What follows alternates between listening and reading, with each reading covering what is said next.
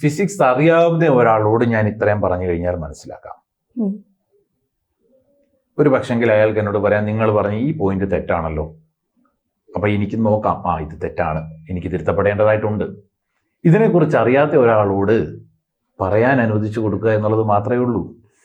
മനസ്സിലാവുന്നുണ്ടോ? ഇപ്പോ പണിയെടുത്ത് ജീവിച്ചൂടെ?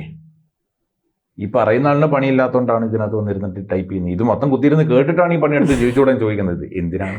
താല്പര്യമില്ലാത്ത ഒരു വിഷയമാണ്. തട്ടിപ്പാണെന്ന ആളിനുള്ളിൻ്റെ അറിവുകളോടുകൂടി തന്നെ ആള് ബോധ്യപ്പെട്ടതിൻ്റെ പുറകിൽ വീണ്ടും വന്നിരിക്കുക. എന്തിനാണെന്നറിയാം, അവിടെ എന്തെങ്കിലും ഉണ്ടോയെന്ന് അന്വേഷിക്കണം. എല്ലാ മനുഷ്യനും ശുഭാപ്തി വിശ്വാസം എന്ന് പറയുന്ന ഒരു സാധനം പുറകെ പണിയെടുക്കും. പിന്നെ ഈഗോ എന്ന് പറയുന്ന സാധനം അപ്പുറത്തും പണിയെടുക്കും. പിന്നെ അനുഭവം എന്ന് പറയുന്നത് വളരെ വ്യത്യസ്തമാണ്. വല്ല പറയും ഞാൻ ജ്യോതിഷത്തിൻ്റെ പുറകിന് പോയിട്ട് അയാൾ പറഞ്ഞൊന്നും ശരിയായില്ല. അത് ജ്യോതിഷത്തിൻ്റെ കുഴപ്പമാണോ അയാളുടെ കുഴപ്പമാണോ? സമ്പൂർണ്ണ ജാതകം സാധാരണ ജാതകമല്ല, സമ്പൂർണ്ണ ജാതകം.